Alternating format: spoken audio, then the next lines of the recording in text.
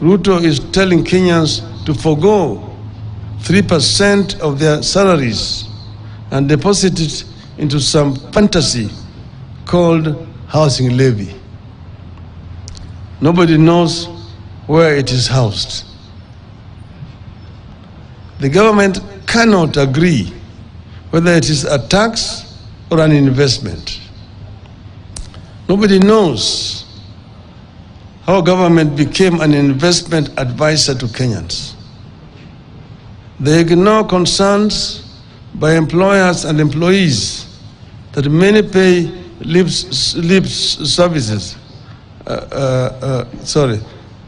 That many pay slips are already overwhelmed by deductions, loans, and lack of pay rise. They ignore concerns that this tax will increase business operating costs and force farms to relocate. Already some farms are relocating merely because of the high cost of energy in this country. It is cheaper to manufacture in Egypt and export back to Kenya. Look at the arrogance with which they want to raise turnover tax for businesses from the current 1% to 3%.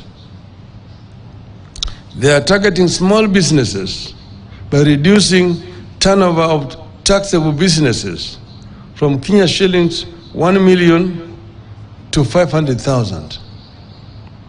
With this, any small business that sells goods and services worth 1,370 daily will pay a turnover tax of 15,000 per year, regardless of whether the business makes a profit or not.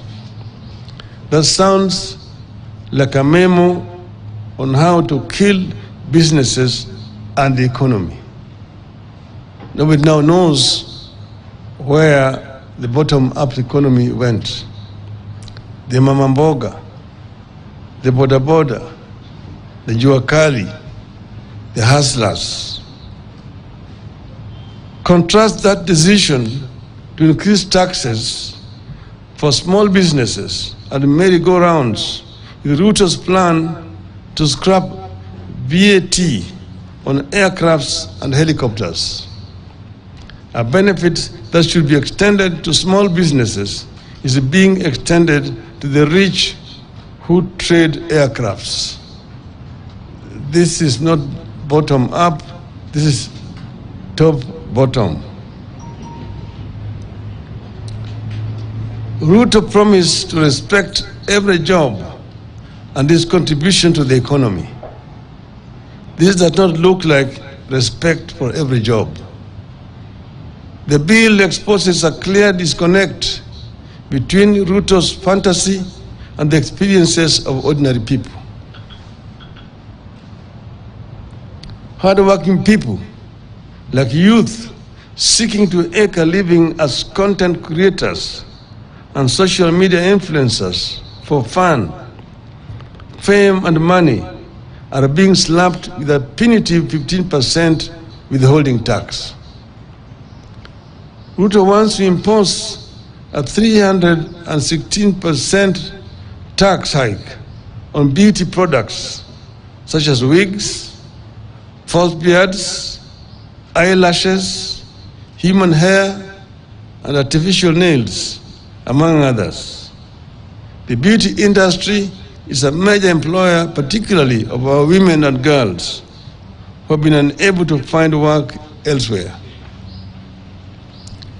Millions of young men and women eke a living out of saloons, spas, and barbershops. Those businesses face closure.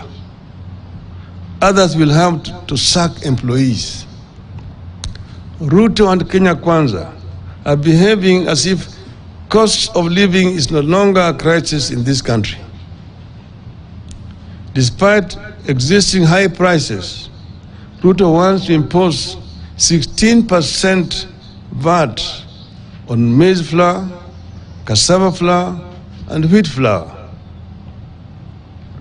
It gets worse when we factor in the proposal to expose agricultural pest control products, transportation of sugarcane, raw materials for fertilizer manufacturing, and fertilizers to VAT. The net effect is that costs rise again. From his fantasy world, Ruto wants to double the VAT on fuel from 8% to 16%.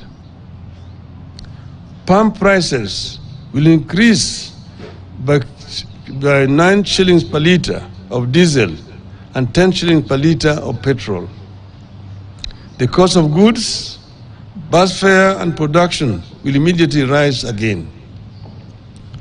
Healthcare has impoverished millions of Kenyans.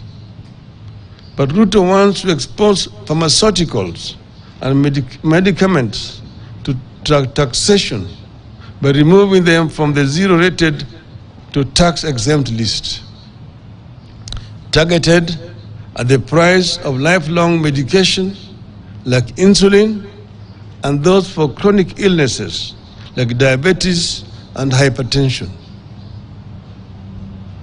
After raising the cost of fuel, they want to raise advance tax on motor vehicles. Advance tax on passenger vehicles will increase from the current Kenya shillings 2,400 to at least Kenya shillings 5,000, and from 3,000 to at least 5,000 for commercial vehicles. Trucks will now pay at least 60,000 shillings annually, up from 20,000 shillings. Obviously, the cost will be passed to the consumer, making matatu and taxi transportation more unaffordable. And who unto you, if that vehicle ends up in an accident? Ruto wants to treat insurance compensation as income and introduce a 16% VAT on it. Insurance compensation will no longer be seen as compensation of what was lost. My car had an accident. The insurance company sends an assessor, assesses the extent of damage, which most of the times is under assessment. I'm paid compensation to go and repair my car. I have to pay a tax on that compensation. This I don't know what kind of arithmetic it is. It is the same story with per diems, mileage and travel allowance of public officers. Per diem will now be treated as an income and attract a 30% income tax. I used to be a civil servant, and per diems were based on the costs of living in the country you are traveling to. That's why it differed from Tokyo, Oslo, New York, Accra, Cairo, and so on. And whatever you did not use, you are required to retire on return. Now it is an income that you must pay 30% on. You could go on, and it will be tax after tax. Looking at the proposals, one cannot help asking, what planet does Ruto live on? Does he understand what Kenyans are going through? Let me turn briefly to the question of how did we find ourselves here? The official lie is that Kenya Kwanza inherited a broke country. The truth is, the cash crunch has been caused by economic mismanagement, wasteful spending, corruption, and the hiring of incompetent personnel. This worsening economic situation has been manufactured in State House and the office of the President in the last 8 or so months. Government's own data indicates that contrary to what Ruto promised and what he is saying, borrowing has gone up instead of coming down.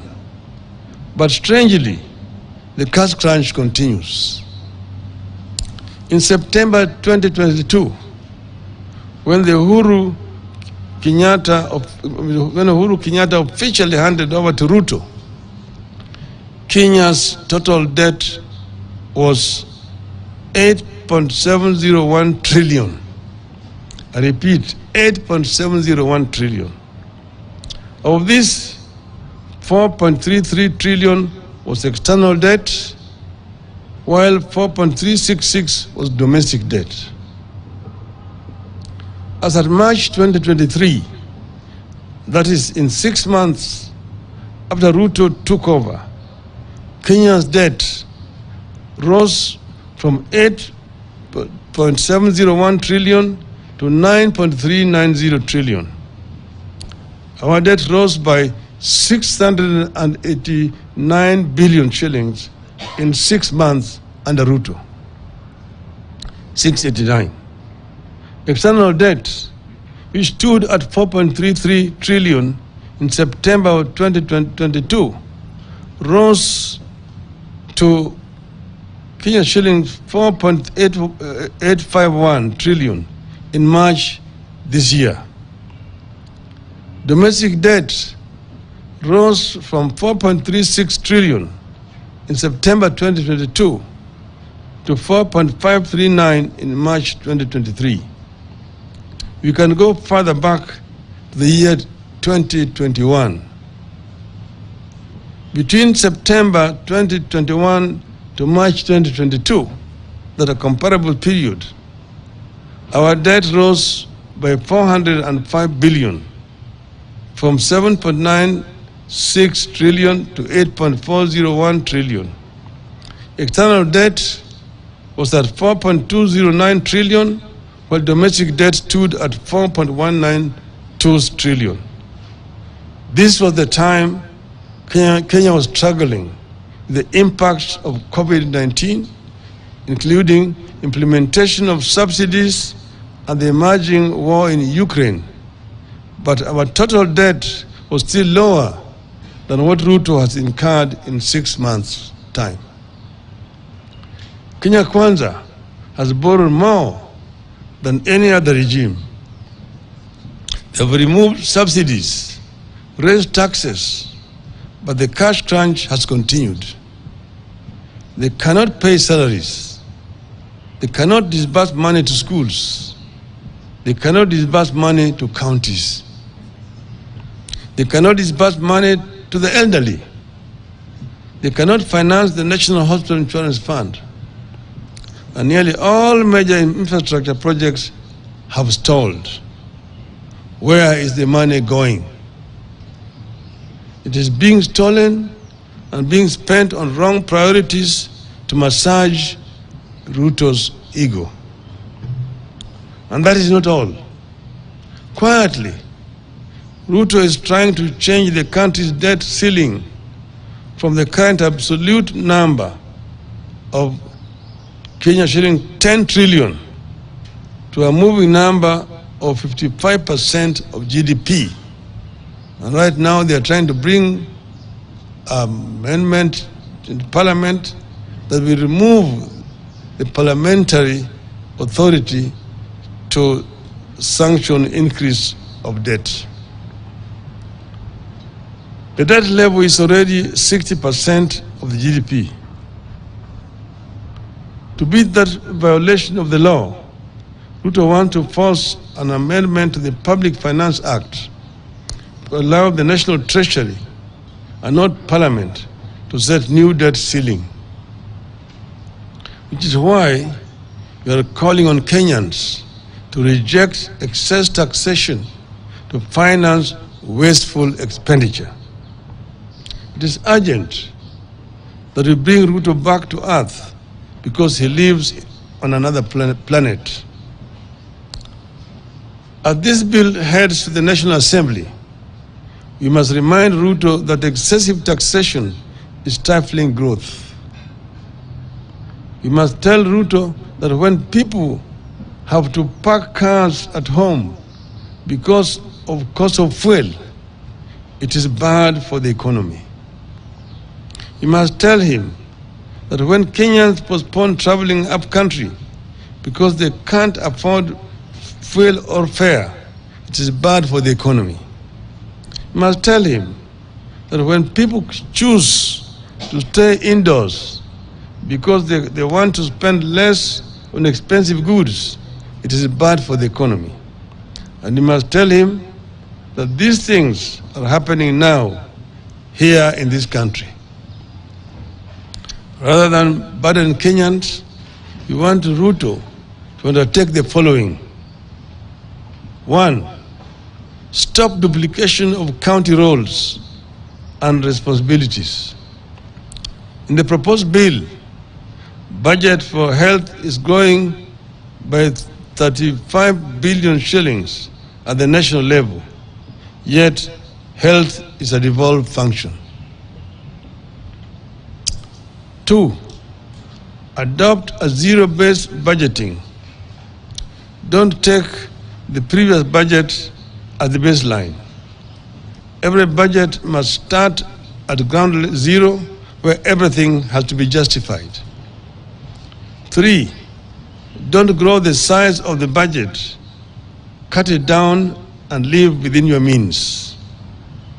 4, instead of imposing new taxes, see the loopholes that lead to the loss of revenue. 5, stop non-essential government expenditures, including the appointment of the chief administrative secretaries.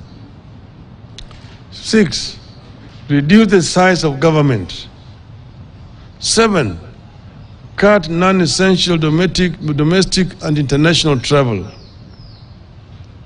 8, freeze ministerial out-of-station allowances, ministerial house allowances, and domestic allowances for cabinet and principal secretaries. 9, stop corruption and theft of public funds. 10, finally, we ask Ruto to humble himself, withdraw this bill, offer apology, and seek forgiveness from Kenyans for the anxiety caused then, and begin afresh. The one point I wanted to mention, that the budget for the parliament is 41 billion shillings. That of the judiciary is 23 billion shillings. But the budget for housing, which is talking about as his flagship project, is 29 billion.